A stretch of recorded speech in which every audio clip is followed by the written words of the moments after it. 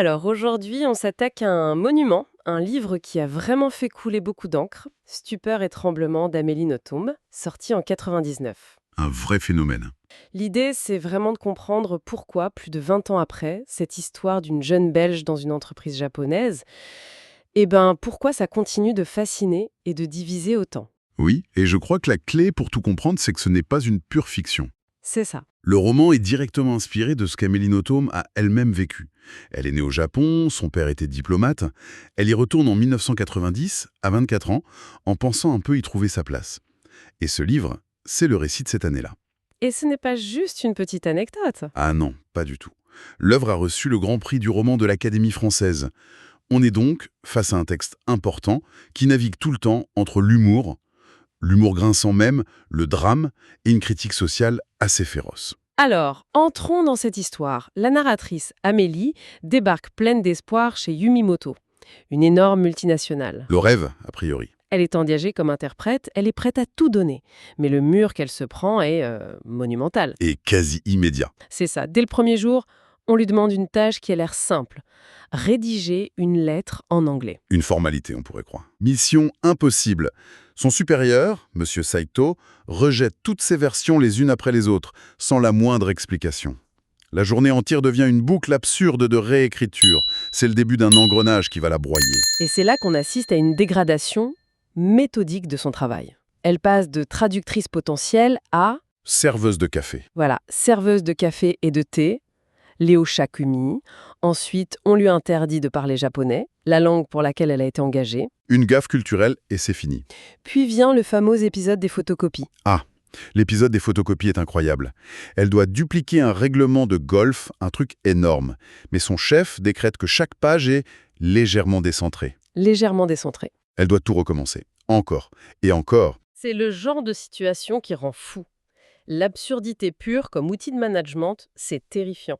Le message, en fait, c'est pas qu'elle est incompétente, c'est que dans ce système, la simple volonté d'exister, de prendre une initiative, est une faute. C'est exactement ça. Elle appelle ça le crime d'initiative. Elle essaie de distribuer le courrier pour se rendre utile. On l'accuse de voler le travail des autres. Chaque tentative de bien faire la fait descendre d'un cran. Il faut imaginer l'entreprise comme une machine de précision. Chaque employé est un rouage. Et il doit rester à sa place. Exactement. Si un rouage essayait d'en faire plus ou différemment, toute la machine grince.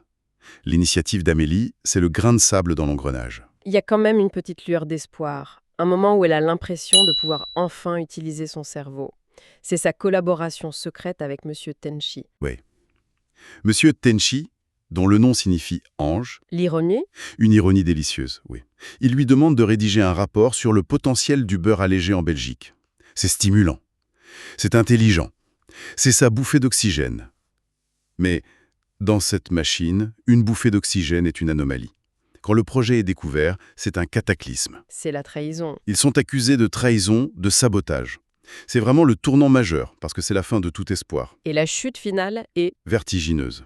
Après un passage catastrophique en compta où elle comprend rien aux chiffres, on lui confie la tâche ultime, la punition suprême. C'est ça. Elle devient responsable du nettoyage des toilettes. Du bureau de l'interprète, Aux toilettes du 44e étage. Et c'est là qu'elle va passer les derniers mois de son contrat, en choisissant de ne jamais démissionner pour ne pas perdre la face. c'est incroyable. Et cette chute, elle est orchestrée par des gens bien précis. C'est peut-être le moment de se pencher sur les personnages qui animent ce théâtre de la cruauté. Absolument. Au cœur de tout ça, il y a Fubuki Mori, sa supérieure directe, un personnage d'une complexité folle. Belle, intelligente, parfaite en apparence, mais qui se révèle être la principale artisane de son malheur. C'est clair, hein. On est tenté de voir Fubuki comme la grande méchante de l'histoire.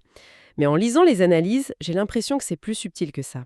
Elle est peut-être autant une victime du système qu'Amélie, à sa manière. C'est une lecture très très juste. Fubuki, c'est un produit tragique du système qu'elle défend avec une telle férocité. Elle a 29 ans, elle n'est pas mariée, ce qui, dans le Japon de l'époque, est presque une tare pour une femme. D'accord. Elle a dû se battre bec et ongle pour sa position. Et voilà qu'arrive Amélie, une occidentale qui, par une simple bonne idée, le rapport sur le beurre, pourrait la dépasser. C'est une menace directe. Pour Fubuki, c'est une injustice insupportable. Sa cruauté, en fait, c'est une forme de défense. Elle applique sur Amélie la pression qu'elle a elle-même endurée toute sa vie. C'est le cycle de la violence au travail en quelque sorte. La victime devient bourreau pour survivre. Et les hommes dans tout ça, ils semblent incarner différentes facettes du pouvoir. Exactement. On a un véritable panthéon. Il y a Monsieur Saito, le supérieur direct, qui est juste un rouage zélé, sans imagination.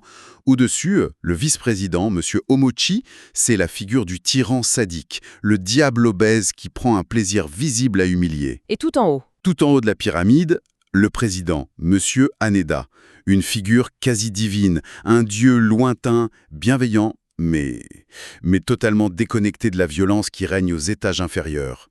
Ce que vous décrivez sur cette hiérarchie, ça me fait penser à ce que disait un des lecteurs dans nos sources Fulm. Cette atmosphère de terreur n'est pas uniquement japonaise. C'est exactement ça. Le livre utilise le Japon comme un miroir grossissant. C'est là que le livre devient universel. Plus que les personnages eux-mêmes, le véritable antagoniste, c'est la structure hiérarchique de Yumimoto. Une pyramide rigide où l'humanité est écrasée. Et cette description, elle résonne bien au-delà des frontières du Japon. Et ça nous amène directement à la question de l'autofiction. C'est-à-dire jusqu'à quel point est-ce la vraie Amélie Nothomb qui raconte sa vraie histoire et où commence la réinvention littéraire, voire la caricature. Les avis des lecteurs qu'on a pu lire sont incroyablement partagés là-dessus. C'est un vrai champ de bataille. D'un côté, on a des lecteurs qui crient à l'exagération. Un commentaire dit, je cite, « Situation lourdement caricaturale, je n'ai pas cru une seconde à la véracité des faits ». Ah oui, c'est direct. Un autre va jusqu'à parler de clichés xénophobes sur la culture japonaise. Ces lecteurs voient le livre comme une vision déformée et peu respectueuse.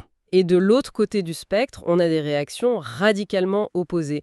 Une lectrice écrit « Je m'y suis retrouvée. Les humiliations, les situations loufoques, le mépris et l'illogisme total. Dans ce récit, j'ai bien ressenti cette atmosphère de terreur. » C'est fascinant. C'est fascinant de voir ces deux camps. On a l'impression que pour certains, le Japon est le sujet principal, alors que pour d'autres, ce n'est qu'un décor pour une critique bien plus large. Exactement. Et pour ce deuxième groupe de lecteurs, le livre touche une vérité profonde sur le harcèlement moral et l'absurdité de la vie de bureau.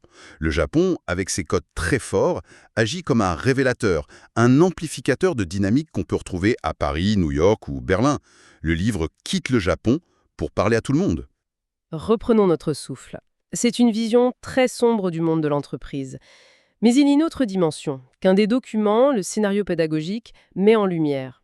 Il analyse le livre sous un angle surprenant, devenir soi. Comment une expérience aussi destructrice peut-elle être constructive ? C'est tout le paradoxe au cœur du livre. L'épreuve est un calvaire, mais elle est aussi fondatrice. Amélie endure, elle ne démissionne pas, elle va jusqu'au bout. Elle observe, elle subit, mais elle ne se brise pas. Elle se blinde. Elle se blinde, oui. Et le jour où elle quitte Yumimoto, libérée de son contrat, elle ne part pas en morceaux. Elle part avec la matière de son premier roman publié, Hygiène de l'assassin. L'échec professionnel le plus total devient le carburant de sa naissance en tant qu'écrivaine. C'est une histoire de résilience, en fait. Absolument remarquable. La destruction a été transformée en création. Et la toute fin du livre, c'est une pirouette incroyable. 1 an après son départ, elle reçoit une lettre de Fubuki Mori. Juste quelques mots, hein. Amélie-san, félicitations. Mori Fubuki. En japonais, qui plus est. La langue qu'on lui avait interdit de parler. C'est une fin magistrale parce qu'elle est totalement ambiguë. Et c'est un signe de respect tardif, un aveu de défaite de Fubuki qui reconnaît sa force, ou juste une formalité polie. Le livre se referme sur ce mystère, sur cette relation qui n'est finalement jamais résolue. Si on essaye de synthétiser Stupeur et Tremblement, c'est donc bien plus que le journal d'une expérience de travail qui a mal tourné. Bien plus. C'est un conte moderne sur le choc des cultures, la brutalité des hiérarchies, mais surtout, c'est un témoignage puissant sur la capacité humaine à transformer le plomb en or. Tout à fait, et il faut absolument s'arrêter sur le titre « Stupeur et tremblement ». L'une des fiches de lecture rappelle que cette expression vient de l'ancien protocole de la cour impériale japonaise. C'était la manière dont on devait s'adresser à l'empereur, qui était un dieu vivant, avec stupeur et tremblement. Hiérarchie sacrée, ses dirigeants tout-puissants, est devenue la nouvelle divinité. C'est devant elle qu'il faut se prosterner. C'est une idée très forte. Ce qui nous laisse avec une question qui dépasse largement le Japon des années 90. Dans nos vies, nos carrières aujourd'hui.